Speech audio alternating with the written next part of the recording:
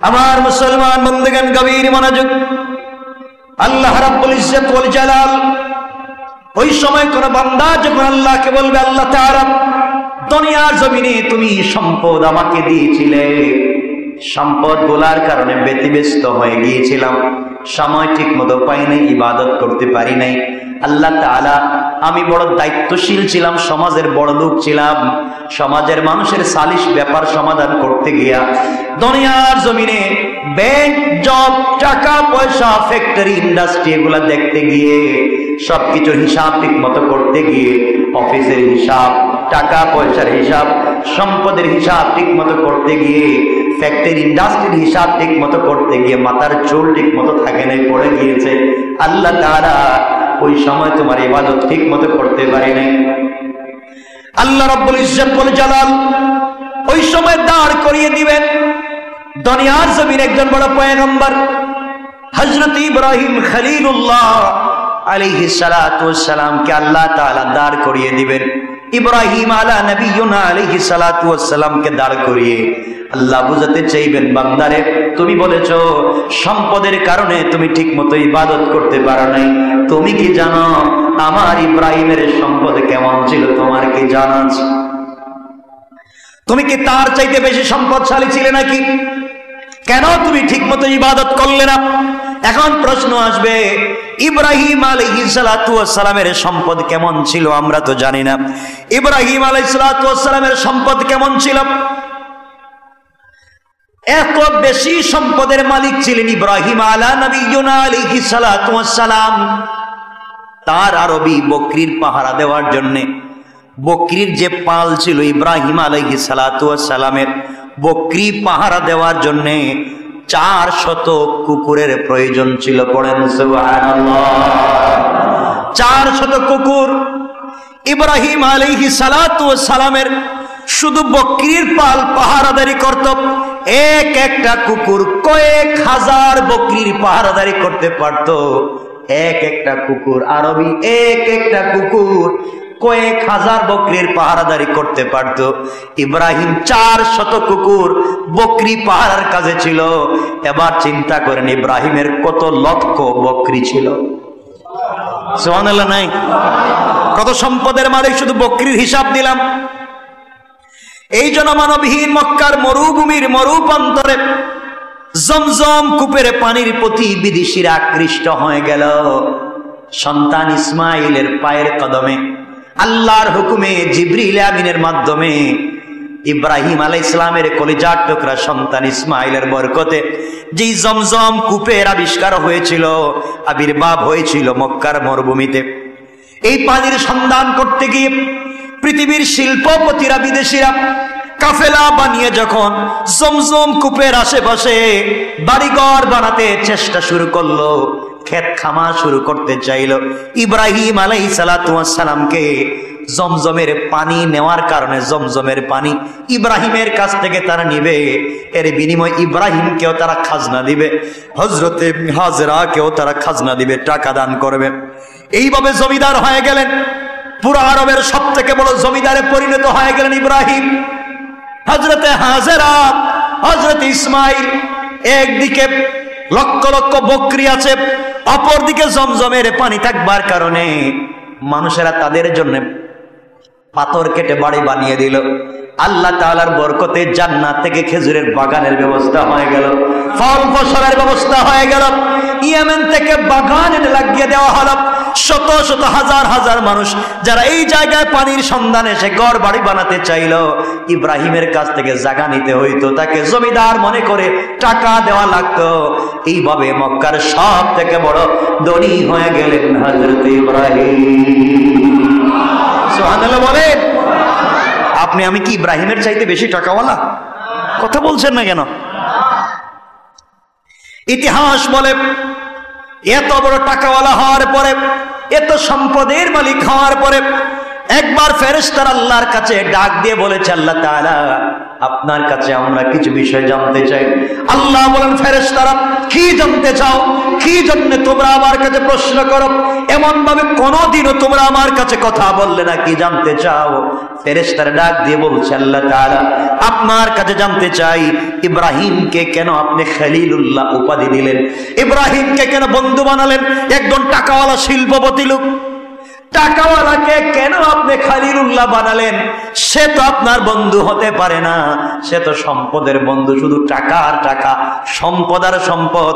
ঘুম থেকে উঠলেই টাকা, ঘুমাতে গেলেও টাকা। পুরা মক্কার মানুষ তাকে জমিদার মনে করে, সবাই তাকে ট্যাক্স দেয়, খাজনা দেয়। একদিকে হাজার হাজার লক্ষ লক্ষ বকরি উট, অভাব নাই, অপরদিকে পুরা মক্কায় জমজমের পানি নিতে গেলে তাকে খাজনা দেওয়া লাগে। এত বড় টাকাওয়ালা, টাকা ছাড়া কোনো চিন্তা নাই।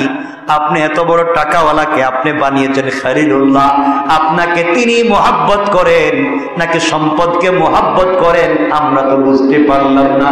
এত বড় টাকাওয়ালাকে কি আল্লাহ তুমি তোমার খলিল বানাতে পারো?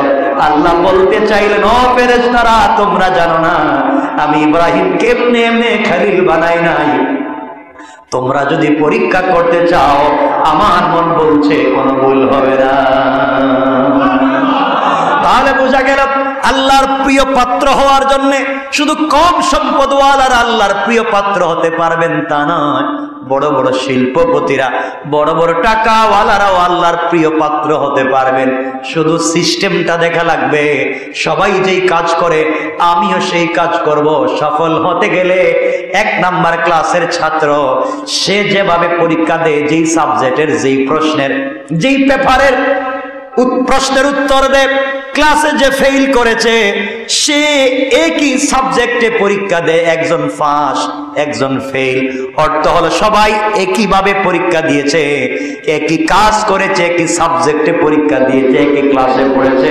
1 নাম্বার যিনি হয়েছে আর ফেল যিনি করেছে, তাদের ব্যবধান হলে একই কাজ করেছে। 1 নাম্বার যিনি, তিনি ভিন্নভাবে করেছে। একই কাজ করতে হবে, ভিন্নভাবে করতে হবে, তার নামই সফলতা, ঠিক কিনা? একই কাজ ভিন্নভাবে করবার নাম সফলতা। ইব্রাহিম আলাইহিস সালামকে ফেরেশতারা পরীক্ষা করতে চায়। 1-2 মিনিট দেরি হলে কি কষ্ট হবে আপনাদের? শেষ করে দিচ্ছি। ইব্রাহিম আলাইহিস সালামকে ফেরেশতারা পরীক্ষা করতে চায়, খলিলুল্লাহ কেন শিল্পপতি কি আল্লাহ বানাইছেন? বিশাল টাকার মালিক, মক্কা সব থেকে বড় এখন টাকাওয়ালা, মরুভূমির ময়দানে টাকাওয়ালা ইব্রাহিম, তাকে আল্লাহ এত বড় সম্পদশালী বানাইছেন কেন? ইব্রাহিম আলাইহিস সালাম এত বড় টাকাওয়ালা, তাকে আল্লাহ বানাইছেন খলিলুল্লাহ। ফেরেশতারা মানতে নারাজ। মুসলিম মিল্লাতের পিতা, আমাদের কলিজার টুকরা পিতা ইব্রাহিম আলাইহিস সালামকে তারা খলিলুল্লাহ মানতে নারাজ। আল্লাহ বলছেন একটু পরীক্ষা করে দেখো, ইব্রাহিম সম্পদকে ভালোবাসে না আমাকে? সুবহানাল্লাহ বললেন না? আমাদেরকে যদি এভাবে কি পরীক্ষা করতো, আমরা যে কত বাহানা তৈরি করতাম, তাহলে মেডিকেলে গিয়ে ভর্তি হয়ে যেতাম। কিচ্ছু নাই আমার বন্ধুগণ। ইব্রাহিম আলাইহিস সালাম একদিন ঘরে অবস্থান করছে, নিজের ঘরে বসা। এমন সময় বাড়ির বাহির দিক থেকে শুনতে পান, বাড়ির বাহিরে আল্লাহ পাকের গুণে মুগ্ধ হয়ে কে যেন আল্লাহ পাকের নাম আবৃত্তি করছে। কার নাম? শুধু আল্লাহর নাম আবৃত্তি করছে, আল্লাহর নাম বলতেছে বাড়ির বাহিরে। কি বলতেছে আমি সংক্ষেপ 1 মিনিটে বলি, সব বলবো না। হযরত ইব্রাহিম আলাইহিস সালাতু ওয়াস সালাম শুনতে পেলেন, বাড়ির ভিতরে শুয়েছিলেন, ঘরের ভিতরে ইব্রাহিম আলাইহিস সালাতু ওয়াস সালাম বিশ্রাম নিচ্ছিলেন। হঠাৎ তার কানে একটা আওয়াজ চলে আসলো। বাড়ির বাহিরে একটা লোক বলতে লাগলো, সুবহানাদিল মুলকি ওয়াল মালাকুত, সুবহানাদিল ইজ্জতি ওয়াল আজমতি ওয়াল হাইবতি ওয়াল কুদরতি ওয়াল কিবরিয়াই ওয়াল জাবারুত, সুবহানাল মালিকিল হাইয়্যিল্লাযী লা ইয়ানামু ওয়া লা ইয়ামুত আবাদান আবাদা, সুবহুন কুদ্দুসুন রব্বুনা ওয়া রব্বুল মালাইকাতি ওয়ার রূহ। শুনতে পেলেন, সে বলতে লাগলো তার পবিত্রতা, যিনি সকল দেশের মালিক, আকাশমণ্ডলী এবং ফেরেশতার মালিক, যিনি ইজ্জত, ক্ষমতা, বয়, শক্তি এবং বড়ত্বের অধিকারী, যিনি সব কিছুকে বাধ্যকারী, তার পবিত্রতা সে সত্তার, যিনি সৃষ্টির বাদশা, যিনি চিরজীবিত, গুম এবং মৃত্যু যাকে স্পর্শ করে না, যিনি অতি পবিত্র এবং নির্দোষ, যিনি আমাদের রব, ফেরেশতাদের রব, রূহ সমূহের রব। পবিত্রতা শুধু একমাত্র তার। এই শব্দগুলো শুনলেন, ইব্রাহিম আলাইহিস সালাম লাফ দিয়ে উঠে গেলেন, মন্ত্রমুগ্ধের মতো শুনতে পেলেন, পাগলের মতো ঘর থেকে বের হলেন। আল্লাহর প্রতি ভক্তি শ্রদ্ধা যেন অন্তর থেকে উগলে পড়তে লাগলো, চিৎকার করে কাঁদতেই লাগলেন আর দৌড়তে লাগলেন। কোথা থেকে আওয়াজগুলি আসলো, কে কথাগুলা বলেছে, কথাগুলি শুনবার জন্য তিনি পাগল হয়ে গেলেন। দৌড়তে দৌড়তে বাড়ির বাহিরে গিয়ে দেখলেন দূরে একজন মিসকিন ফকির লোক বসে আছে, আর এই কথাগুলা বলে যাচ্ছে ফকির মিসকিন, কাপড় ছাড়া, উস্কো খুস্কো চুল, রাস্তার পাশে বসে বসে কথাগুলা বলছে। ইব্রাহিম আলাইহিস সালামকে দেখবার পরে এই মিসকিন লোকটা কথাগুলা থামিয়ে দিয়েছে, আর বলতে চায় না, মুখ বন্ধ করে দিয়েছে। ইব্রাহিম আলাইহিস সালাম বললেন, কি হয়েছে তুমি বলো। সে বলতে লাগলো, না আর বলবো না, আমার ভাল লাগে না, আমি আর এই কথাগুলো আর বলবো না। ইব্রাহিম বলছেন, বাবা, মন্ত্রমুগ্ধের মতো শুনছিলাম বাড়িতে বসে বসে, তোমাকে দেখে দেখে সরাসরি তোমার মুখ থেকে আমার কলিজার টুকরা প্রিয় আল্লাহর নামগুলা শুনতে চাই, আল্লাহ তাআলার নামগুলা তোমার মুখ থেকে শুনতে চাই। এত সুন্দর নাম আমি জীবনে শুনি নাই, কারো মুখ থেকে এত সুন্দর করে আল্লাহর নামের আবৃত্তি শুনি নাই। তুমি বলো, আমি তোমার কথা শুনতে থাকবো। মিসকিন বলতে লাগলো, না ইব্রাহিম, আমার আর ভাল লাগে না, আপনি মন খারাপ করবেন না, আমি আর বলতে পারবো না, আমি চলে যাই। ইব্রাহিম বললেন, তোমাকে বলতেই হবে। লোক বলল, আমি বলতে পারবো না। ইব্রাহিম আলাইহিস সালাম বললেন, শোনো, আমি আল্লাহর নাম তোমার মুখ থেকে শুনতে চাই, বিনিময়ে তুমি কি চাইবে। ইব্রাহিম আলাইহিস সালামকে পাগল বলতে লাগলো, আপনি কি দিবেন। ইব্রাহিম বললেন, তুমি যদি মাত্র একবার যে নামগুলা বলেছো, মাত্র একবার তোমার মুখ থেকে সামনাসামনি বসে যদি আমি শুনতে পারি, আমার যে হাজার হাজার কোটি টাকার সম্পদ আছে এর অর্ধেক আমি এই মুহূর্তে তোমাকে দান করে দিলাম। আল্লাহু আকবার। আমি পুরো অর্ধেক সম্পত্তি তোমাকে দিয়ে দিলাম, এর বিনিময় হলে একবার তোমার কদমে ধরি। আমি ইব্রাহিম বলছি, তোমার পায়ে হাতে ধরি, তুমি একবার হলে এই নামগুলো আবার বলো। পাগল মিসকিন বলতে লাগলাম, আপনি অর্ধেক সম্পত্তি আমাকে দিয়ে দিবেন শুধুমাত্র আল্লাহর ওই নামগুলো শুনবার জন্য। নামগুলো এত সস্তা না, এত সস্তা না, আমি আর বলতে পারবো না, আর বলবো না।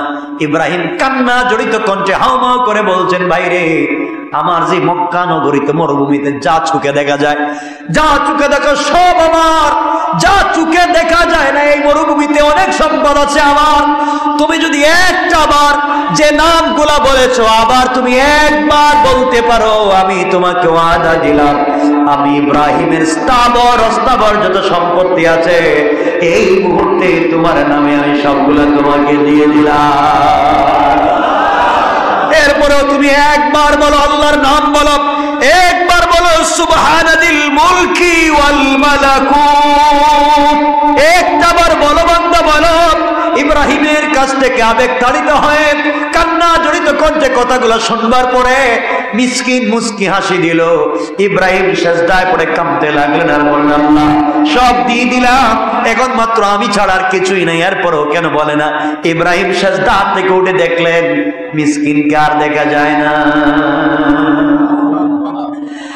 উনি মিসকিন ছিলেন, আল্লাহর রহমতের ফেরেশতা ছিল, ইব্রাহিমকে পরীক্ষা করবার জন্য এসেছিলেন। আবার আল্লাহর কাছে হাজির হয়ে বলছেন, আল্লাহ তাআলা ভুল হয়েছে, ক্ষমা করে দিবেন। ইব্রাহিম সম্পদকে ভালোবাসে না, ইব্রাহিম শুধুমাত্র কেবলমাত্র তোমার নাম শুনবার জন্য গোটা সম্পত্তি আমাকে দিয়ে দিতে চাইছে। এরপরে আমি বলি নাই, হাউমাউ করে কাঁদতে কাঁদতে আমাকে খুঁজতেছে, পুরা সম্পত্তি আমাকে দিতে চায়, এরপরেও তোমার নামটা শুনতে চায়। আল্লাহ ইব্রাহিম তোমার নামে এত এত পাগল, ঠিকই তুমি তাকে খলিলুল্লাহ বানিয়েছো। আল্লাহ বুঝাতে চাইলেন, যারা এইভাবে দুনিয়ার জমিনে আমার জন্য পাগল হয়ে যায়, বান্দা আমি তাদের সম্পদ কমাইয়া দেই না, দুনিয়ায় তাদেরকে পবিত্র জীবন দান করি, দুনিয়া আখিরাতে শ্রেষ্ঠ পুরস্কার দান করি, আর তাদের সম্পদকে আমি আরো বাড়াইয়া দেই।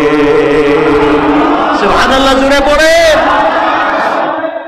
কত কথা, সময় তো 31 হয়ে গেছে, আর কোনো কথাই বলা যাবে না, বহুত কথা লম্বা। ইব্রাহিমের এই কথাও আরো লম্বা কথা, এখানে রেখে দিতে চাইলাম। কথাগুলো শোনেন দিল দিয়ে। 1 মিনিটে আজকে ভূমিকম্প হয়েছে, হয় নাই?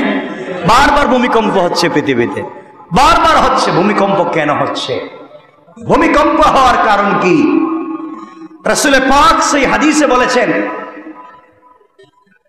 যখন পৃথিবীতে ভয়াবহ মহামারী দেখা দিবে, মহামারীর পরে আসবে জালাজিল, মহামারীর পরে আসবে ভূমিকম্প। ভূমিকম্প এমন প্রকট রূপ ধারণ করবে, পৃথিবীর বিভিন্ন জায়গায় জায়গায় ভূমিকম্প দেখা দিবে। তখন সব থেকে বড় ভূমিকম্প হবে 3টা। একটা হবে পৃথিবীর পূর্ব প্রান্তরে। এটা কোথায়? কোথায় এটা? কোথায়? এই এশীয় ভারতে। এটা কি পৃথিবীর পশ্চিমে? আর একটা হবে পৃথিবীর পশ্চিমে, অর্থাৎ পশ্চিমা দুনিয়ায়। আর একটা হবে মধ্যখানে, অর্থাৎ কোথায়? আরব বিশ্বে। যখন ভূমিকম্প হবে, দুনিয়ার অস্তিত্ব হারিয়ে যাবে। সুতরাং আজ আল্লাহ রাসূল বলছেন, মহামারীর পরে এই ভূমিকম্পগুলা দেখা দিবে। মহামারী কি আসে নাই? আসে নাই? পুরো দুনিয়াকে মহামারী গ্রাস করেছিল। রাসূল বলেছেন এরপরে আসবে ভূমিকম্প। কারণ মহামারী যেতে না যেতেই এখানে ভূমিকম্প, ওই দেশে ভূমিকম্প।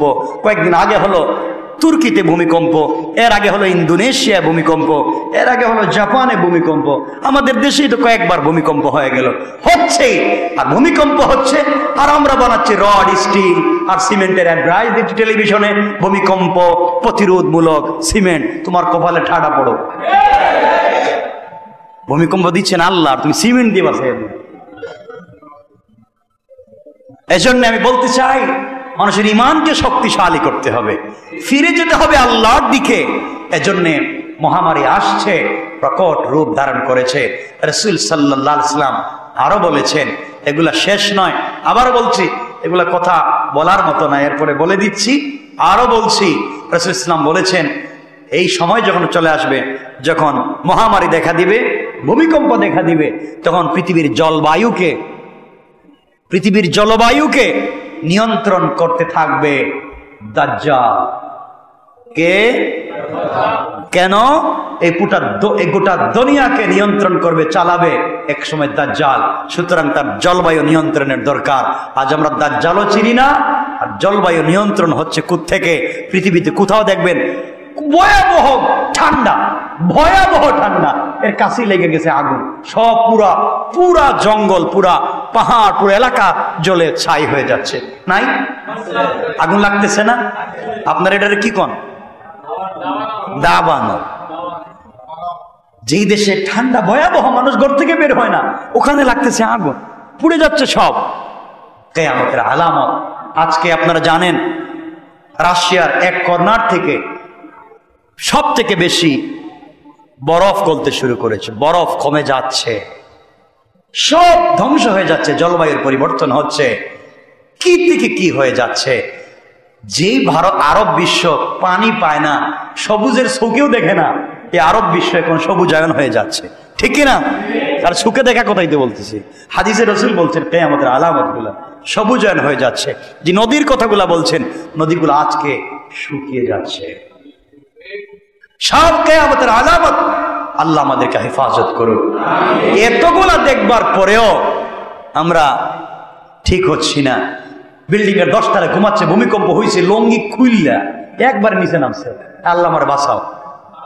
যখন ভূমিকম্প শেষ, তখন চিন্তা করে কোন স্টিল আর কোন সিমেন্ট দিলে আর কাঁপতো না। আল্লাহ কি রে, চিন্তা করলো কি? আল্লাহ আমাদের হেফাজত করে, বলেন আমিন। আমরা চাচ্ছি না, আমরা অনেক সচেতন হব, অবশ্যই সচেতনতার দরকার। আমরা সচেতন না এখন? প্রচুর সচেতন। কিন্তু সচেতনতা শুধু কনস্ট্রাকশনে আর বিল্ডিং আর ডেকোরেশনে নয়, সচেতন হতে হবে আল্লাহর দিকে, শয়তানের ওয়াসওয়াসা থেকে। ইনশাআল্লাহ আমরা কাউকে গালে দেব না, আমরা কাউকে কষ্ট দিব না। যা চলছে আমরা দিন শেষে একমাত্র ফিরে যেতে হবে কার দিকে? ভয় করতে হবে কাকে? ইবাদত করতে হবে কার? শেষ কথা এটাই থাকবে, দিন শেষে ফিরে যেতে হবে এখানেই, ইবাদত করবো আল্লাহর। আল্লাহ আমাদেরকে কবুল করুন।